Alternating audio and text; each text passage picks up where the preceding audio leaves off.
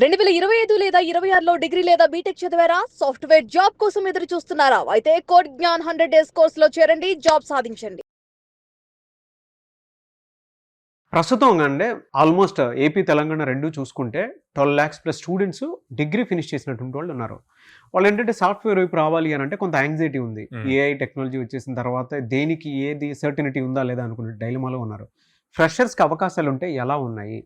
And ఏ విధంగా ఉండే అవకాశం ఉంది? సాలరీ ప్యాకేజెస్ కూడా వాళ్ళకి అసలు ఏ విధంగా ఉంది 2026లో? సో ఇప్పుడు ఉన్న సిచ్యువేషన్ ప్రకారం మీరు అన్నట్టు లైక్ మొన్న ఏప్రిల్లో 2026 వాళ్ళు బోత్ బీటెక్ అండ్ డిగ్రీ కలిపి 12 lakh students only from Telugu states నుంచి పాస్ అవుట్ అయ్యారు. సో మీరు ఇప్పుడు ఏప్రిల్లో పాస్ అవుట్ అయ్యారు కదా, ఇవాళ మనం ఆగస్టు 20th మాట్లాడుతున్నాము. సో ఎవరినైనా స్టూడెంట్ని పాస్ అవుట్ అయినా ఏం చేస్తున్నావురా అంటే బయట జాబ్స్ ఏం లేవు, క్రైసిస్ ఉంది అని చెప్పి చెప్తారు. కానీ యాక్చువల్ పాయింట్ ఏంటంటే ఏఐ వచ్చాక జాబ్ హైరింగ్ అన్నది ప్రొసీజర్ చేంజ్ అయిపోయిందండి. అంతకుముందు బేసిక్ మీకు బీటెక్ కంప్లీట్ అయిపోయింది, డిగ్రీ కంప్లీట్ అయిపోయింది, కొంత స్కిల్ సెట్ నాలెడ్జ్ ఉంటే బేసిక్ సింటాక్స్ అవి ఉంటే తీసేసుకునేవాళ్ళు.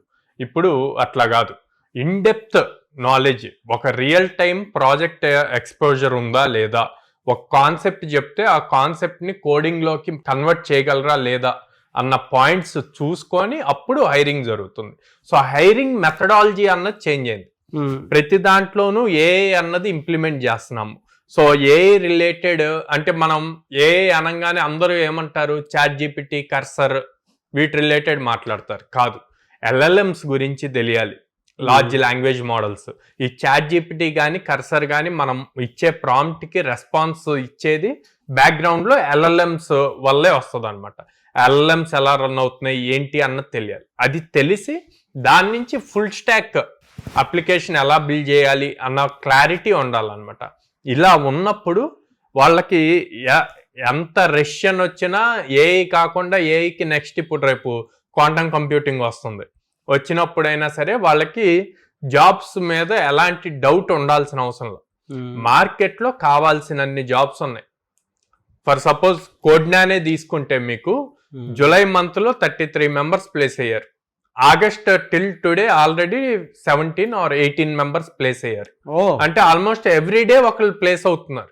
ఓకే, అంటే బయట మార్కెట్ ఉన్నట్టే కదా, ఉందండి. ఓకే, ఇక్కడ సింపుల్ గా ఏదో ఒక రీజన్ చెప్పాలి కాబట్టి రష్యన్ నడుస్తుంది, జాబ్స్ లేవు, ఇవన్నీ చెప్తున్నారు అన్నమాట. కానీ ఆ రీజన్ చెప్పినప్పుడు తిరిగి పేరెంట్స్ ఏం క్వశ్చన్ చేయాలంటే, ఓకే రీజన్ ఫైన్, బట్ నువ్వు స్కిల్ ఎంత నేర్చుకుందావు, నువ్వు ఎంత టైం స్పెండ్ చేసావు, టైం స్పెండ్ చేసి ఎంత ఎఫర్ట్ పెట్టి ఎంత స్కిల్ నేర్చుకున్నావు, నువ్వు అందరితో పాటు సేమ్గా ఉన్నావా లేకపోతే యూనిక్గా ఏమైనా ఉన్నావా, ఇది ఎప్పుడైతే పేరెంట్ క్వశ్చనింగ్ చేస్తారో అప్పుడు వాళ్ళు కూడా అలాంటి రీజన్స్ చెప్పటం మానేసి నేర్చుకోవాలి అన్న దాంట్లో ఉంటారు. మనకి ఎప్పుడైనా సరే జస్ట్ సర్టిఫికేట్ ఉంటే సరిపోదండి. బీటెక్ సర్టిఫికేట్ అన్నది మీకు ఇంటర్వ్యూ దాకా తీసుకెళ్తుంది, కానీ ఇంటర్వ్యూ లోపలికి వెళ్ళాక మీ దగ్గర ఏం స్కిల్ ఉందో అన్నది ఇంపార్టెంట్. ఆ స్కిల్ గనక కరెక్ట్గా మీరు ప్రూవ్ చేసుకోగలిగితే జాబ్ అన్నది పక్కా వస్తుంది. సో మీరు అన్నట్టు వీళ్ళకి ఎంత రేంజ్లో ప్యాకేజెస్ ఉంటాయంటే, ఫ్రెషర్కి ఎప్పుడూ కూడా 3.64 LPA యావరేజ్ ప్యాకేజ్ ఉంటుందండి. లేదా కొన్ని కంపెనీస్ ట్రైనింగ్ పీరియడ్లో ఇంటర్న్షిప్ కింద స్టైఫండ్ ఇస్తారు, 10K 15K అలా స్టైఫండ్ ఇస్తారు. ఆ 4 months or 6 months వీళ్ళు పెర్ఫార్మెన్స్ బాగా చేస్తే ఇంటర్న్షిప్ అయిపోయిన తర్వాత వీళ్ళకి 4 LPA నుంచి 6 LPA వరకు ఇస్తారనమాట. Depends on company size. MNCs ఒకలాగిస్తాయి, స్టార్టప్స్ ఒకలాగిస్తాయి, మిడ్ లెవెల్ కంపెనీస్ ఒకలాగిస్తాయి అనమాట. సో ప్రస్తుతానికైతే వీళ్ళు అప్స్కిల్ అయింది లేదు అనేది పేరెంట్స్ తెలియట్లేదు కాబట్టి అందరూ ఒకటే లాంటి రీజన్, ప్రతి ఒక్కళ్ళు మనం ఏం క్వశ్చన్ అడిగినా ముందు రీజన్ చెప్పాలి అన్న పాయింట్ లో ఏదో ఒకటి చెప్పేస్తారు. కానీ వీళ్ళు ఎంత అప్స్కిల్ అయ్యారు, ఏం నేర్చుకున్నారు, ప్రాజెక్ట్ దేని మీద నడుస్తుంది, ఎన్నింటికి అప్లై చేశారు, రైట్ ఇన్స్టిట్యూట్ చూస్ చేసుకున్నారా లేదా అనేటువంటి రియాలిటీ మాత్రం ఇంట్లో చెప్పట్లేదు పిల్లలు. ఇప్పుడు ఓకే రష్యన్ ఉంది నడుస్తున్న, సడన్ గా ఒక MNC కంపెనీ, ఇప్పుడు TCS ఉందండి, TCS విప్రో, ఈ 2 కంపెనీస్ 2027 వాళ్ళకి హైరింగ్ ఇచ్చేసినాయి ఆల్రెడీ. ఓకే, 26 మొన్న ఏప్రిల్ లో పాస్ అవుట్ అయ్యారు. 27 వాళ్ళు 4-1 లో ఉన్నారు. అంటే జాబ్స్ ఉన్నాయి అనేది ముందే. జాబ్స్ ఆల్రెడీ హైరింగ్ డేట్స్ ఇచ్చేసినాయి. ఇచ్చినప్పుడు మరి వీళ్ళు రెడీగా ఉండాలి కదా. ఓకే, బయట జాబ్స్ లేవు, మా మార్కెట్ ఏం లేదు అని చెప్పి ప్రిపేర్ అవ్వకుండా ఉంటే సడన్ గా మీకు పోస్ట్ పడినప్పుడు ఎలా అపియర్ అవుతారు ఇంటర్వ్యూకి? సో అందుకే వాటితో మీకు సంబంధం లేదు. జాబ్స్ ఉన్నాయి, ఓకే, కావాల్సినవి ఉన్నాయి. మీరు ముందు ఫస్ట్ ప్రిపేర్ అవ్వండి.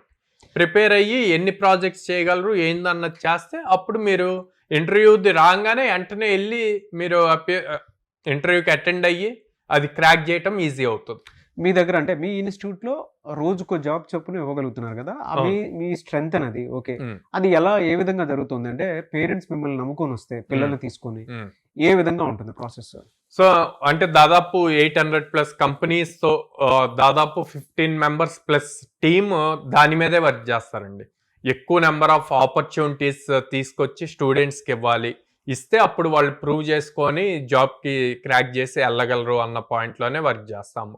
సో ఇన్ని కంపెనీస్ తో వర్క్ చేయటం వల్ల మాకు ఆపర్చునిటీస్ వల్ల ఎవ్రీ డే మినిమం ఒకళ్ళు ప్లేస్ అవుతూనే ఉంటారన్నమాట. ఎక్కడెక్కడ ఉన్నాయి సార్ మీవి?